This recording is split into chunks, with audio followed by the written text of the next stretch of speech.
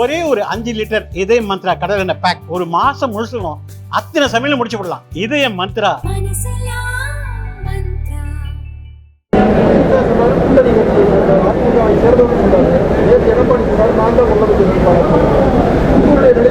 எங்கள் நிலைப்பாடு திரு மாண்புமிகு அமித்ஷா அவர்கள் தான் திமுகவிற்கு எதிராக திமுக என்கிற இந்த தீய சக்தி ஆட்சியை, மக்கள் விரும்பாத அந்த ஆட்சியை, கூட்டணி பலத்தால் வெற்றி பெற்று வருகின்ற அந்த ஆட்சிக்கு எதிராக ஒரு அணி திரட்டுகின்ற பணியில் ஈடுபட்டு அதில் வெற்றிகரமாக அதை நிறைவேற்றி வருகிறார். அவருடைய கருத்து தான் கூட்டணியைச் சேர்ந்த எல்லோருடைய கருத்தாக பிரதிபலிக்கும். ஏன்னா திமுக வீழ்த்த வேண்டும் என்கிற ஒரே நோக்கத்தோடு அம்மா மக்கள் முன்னேற்ற கழகம் தேசிய ஜனநாயக கூட்டணி இணைஞ்சிருக்கு. அதனால் திரு அமித்ஷா அவர்கள் பேசுவது, அவர் சொல்கின்ற கருத்து எங்களின் கருத்தாக நீங்கள் எடுத்துக்கொள்ள வேண்டும்.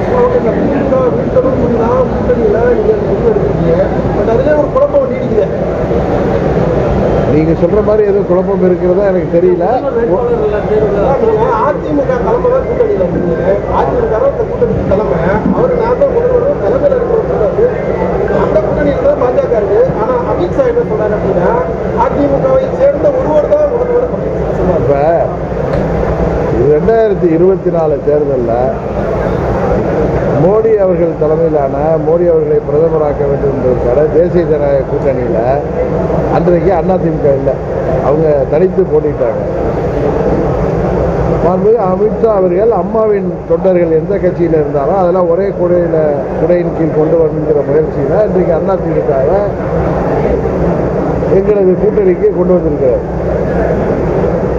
எங்களை பொறுத்தவரை நாங்கள் எல்லாம் தேசிய ஜனநாயக கூட்டணியில் அங்கம் வகிக்கிற கட்சிகள் 24 தேர்தலில்.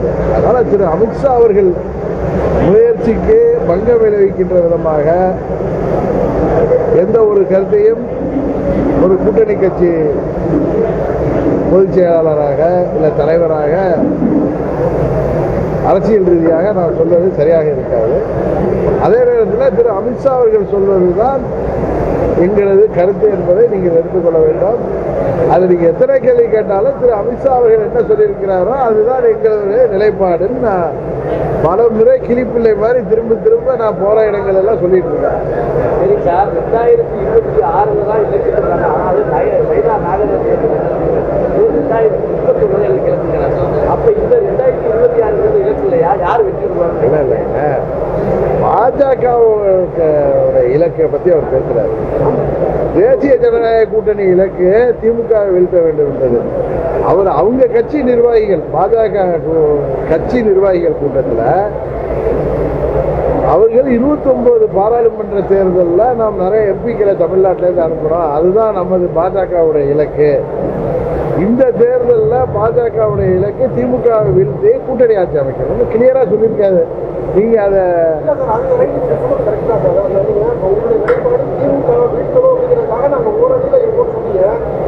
ஓரணிக்குள்ள தலைமையில ஒரு தலைமை கட்சிக்கு தலைமை தாங்கிற ஒரு நிலைப்பாடு, ஒரு தேசிய கட்சியா இருக்கிற ஒரு அமித்ஷா அவருடைய நிலைப்பாடு ஒன்றாது. இப்போ இதுலயே அதிமுக தேர்தல் புறப்படுறது இல்லைங்க, அவர் கிளியரா நீங்க ஒன்றை மறந்துட்டு பேசுறீங்க. நீங்க அன்றைக்கு திரு அமித்ஷா வர்றப்பெல்லாம் என்ன கேட்குறீங்க? திரு பன்னீர்செல்வம் இவங்க எல்லாம் அதிமுகவில் ஒன்றிணைப்பீங்களான்னு கேட்குறீங்க. அவர் என்ன சொல்றாரு?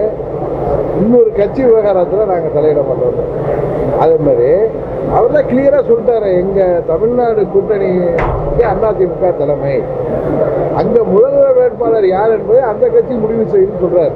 அதனால சரியான எப்படி திரு பன்னீர்செல்வமோ இல்லை அதிமுக பிரிந்து சென்றவர்களை இணைப்புங்கிற முயற்சி இன்னொரு கட்சி விவகாரம்னு அவர் பார்க்குற மாதிரி முதலமைச்சராக அதிமுகவை சேர்ந்தவர் வருவார்னு சொல்றதோட அவர் நிறுத்திக்கிறது தானே சரியான வார்த்தை. அது அதிமுக தானே முடிவு செய்வாங்க யார் முதல்வர்னு. அதையே இப்படி குழப்பிக்கிறீங்க நீங்க. அமித்ஷா வார்த்தையில் அது வரலன்னா நீங்க அமித்ஷாட்ட கேட்கிறப்ப பிரிந்து இருக்கிற அந்த இயக்கங்களை ஒன்று சேர்க்கிற கேட்டப்ப நான் இன்னொரு கட்சி உள்கட்சி விவகாரத்தில் நான் தலையிட மாட்டேன்னு சொல்றாரு. அதே வார்த்தை தானே இதுக்கும் சொல்லியிருக்காரு. அங்க முதல்வராக எங்க தமிழ்நாட்டில் எங்க கூட்டணியின் தலைமை அம்மாவுடைய கட்சிங்கிறார். அந்த கட்சியை சேர்ந்தவர் தான் முதல்வர்னு அவர் அதோட நிறுத்திக்கிறார். ஏன்னா அதுல முதல்வர் வேட்பாளர் அறிவிக்க வேண்டியது அவங்களுடைய பொறுப்பு. அதை நீங்க அமித்ஷா வாயால சொல்லலைன்னா அவர் கிளியரா உங்களுடைய முதல் கேள்விக்கு என்ன பதில் சொல்றாரு அதை ஒண்ணு ஏத்துக்கிறீங்க. இன்னொரு கட்சி விவகாரத்துல நான் தலையிட மாட்டேன். அவர் முதல்வர் வேட்பாளர் அந்த கட்சியோட விவகாரம் அப்படின்னு அவர் பாக்குறாரு. சரிதானே? இப்ப நீங்க கிளியர் ஆயிட்டீங்களா? ரைட்.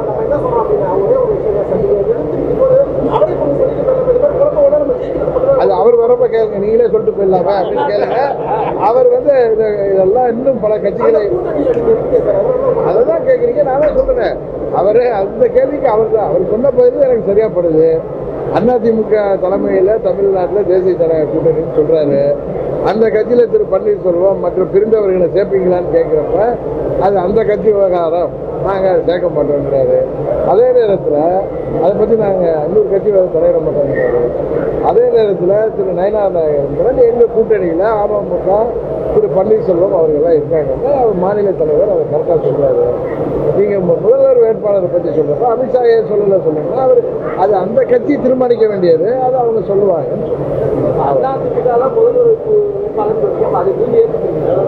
தேசிய ஜனநாயக கூட்டணி என் முதல்வர் வேட்பாளரை நான் ஏற்றுக்கிறேன். அமித்ஷா சொல்ற வேட்பாளரை நான் அதுதான் சொல்றேன். அரசை கண்டனம் தெரிவிக்கின்ற விதமாகத்தான் நாங்கள் போற தமிழ்நாடு ஃபுல்லா சுற்றுப்பயணம் செய்யற இடத்துல ஊடகங்களை சந்திக்கும் போதும் பொதுமக்களை சந்திக்கும் போதும் எங்க கட்சிக்காரர்கள் மூலம் இந்த ஆட்சி மீது மக்கள் கோபத்தில் இருப்பதை உங்கள் மூலம் அரசாங்கத்திற்கு வெளிப்படுத்தி வருகிறோம். அதுதான் நான் செஞ்சிருக்கேன். தூத்துக்குடியில ஸ்டெர்லைட்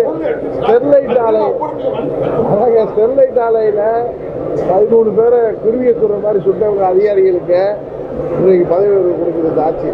அதான் இந்த ஆட்சியில சட்ட ஒழுங்கு சந்திச்சு இருக்குது. அதான் சட்ட ஒழுங்கு சந்திச்சு நீங்க இதுக்காக என்ன போராட்டம் இருக்கிறீங்க? நாங்க எல்லா இடங்கள்லயும் எங்க கட்சி அதுக்கான போராட்டத்தை தெருமுனை பிரச்சாரங்கள், திண்ணை பிரச்சாரங்கள் மக்கள்கிட்ட எடுத்துட்டு போறவங்க உங்க மூலம் இதுவும் ஒரு போராட்டத்தில் ஒரு வகைதான். அதனால டெய்லி ரோட்ல கிளம்பிட்டு பண்றதுனால ஒன்றும் ஆக போறது இல்லை. மக்களுக்கு நடப்பதை நாங்கள் தெரியப்படுத்தி வருகிறோம். தேவையான காலகட்டத்தில் தேவையான இதுக்கு போராட்டம் நடத்துகிறோம். இப்போ அஜித்குமார் கொலை வழக்குக்கு நீதி வேண்டும் சொல்லி முந்த நாள் கூட எங்கள் கட்சி சார்பாக போராட்டங்கள் நடத்தப்பட்டது. அது அந்தந்த மாவட்டங்களில் இப்போ தஞ்சாவூரில் அங்கே மாநகராட்சியில் நடக்கின்ற ஊழலுக்கு எதிராக போராட்டங்கள், கையெழுத்து இயக்கம்லாம் நடத்திட்டு இருக்கோம். அது மாதிரி ஒவ்வொரு பகுதிகளிலுமே இது போன்ற போராட்டங்களும் இது நடந்துக்கிட்டு இருக்கு. எங்களுக்கு நிர்வாகிகள் செய்கிறாங்க. என்ன அன்பார்ச்சுனேட் எல்லாமே ஊடகத்தில் வர்றது. ஆமாம் ஆமாம், நீங்கள் அதில் அது கேட் கீப்பர் தூங்கிட்டதுனால அந்த விபத்து நடந்திருக்கு. மத்திய அரசு இது போன்ற விபத்துகள் நடக்காமல் அது சரி செய்யணுங்கிற கோரிக்கையை நாங்கள் மத்திய அரசுக்கு வைத்து தான் இன்றைக்கு வெளியிட்டு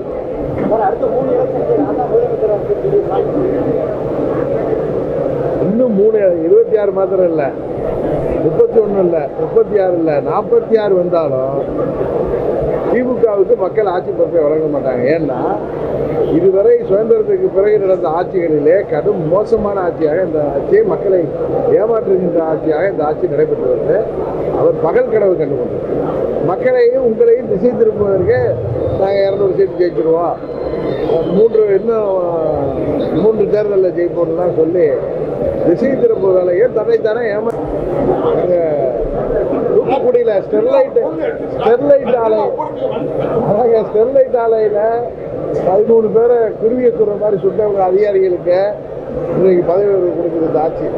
அதான் இந்த ஆட்சியில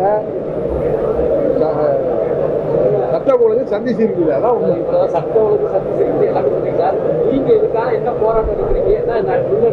நாங்க எல்லா இடங்கள்லயும் எங்க கட்சி அதுக்கான போராட்டத்தை தெருமுனை பிரச்சாரங்கள், திண்ணை பிரச்சாரங்கள் மக்கள்கிட்ட எடுத்துட்டு போறவங்க உங்க மூலம் இதுவும் ஒரு போராட்டத்தில் ஒரு வகைதான். அதனால டெய்லி ரோட்ல கிளம்பிட்டு பண்றதுனால ஒன்றும் ஆக போறது இல்லை. மக்களுக்கு நடப்பதை நாங்கள் தெரியப்படுத்தி வருகிறோம்.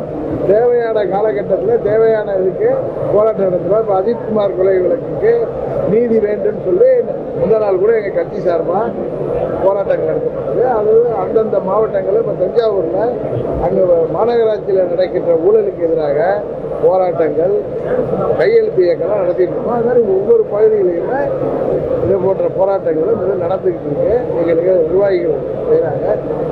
என்ன அன்பார்ச்சுனேட் எல்லாமே ஊடகத்தில் வர்றது. ஆமாம் ஆமாம், நீங்கள் அதில் அது கேட் கீப்பர் தூக்கிட்டதுனால அந்த விபத்து நடந்திருக்கு. மத்திய அரசு இது போன்ற விபத்துகள் நடக்காமல் அது சரி செய்யணுங்கிற அதான் கோரிக்கையை நாங்கள் மத்திய அரசுக்கு வைத்து தான் இன்றைக்கு இதை வெளியிட்டோம்.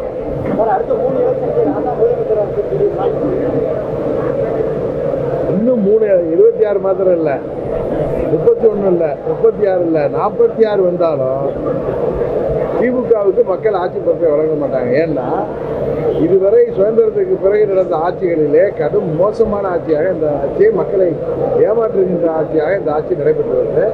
அவர் பகல் கனவு கண்டு கொண்டார். மக்களையும் உங்களையும் திசை திரும்புவதற்கு நாங்கள் 200 சீட்டு ஜெயிச்சிருவோம், இன்னும் 3 தேர்தலில் ஜெயிப்போம்லாம் சொல்லி திசை திரும்ப வேலையை தன்னைத்தானே ஏமாற்றிக் கொள்ளும் வேலையை தான் திமுக செய்யும்.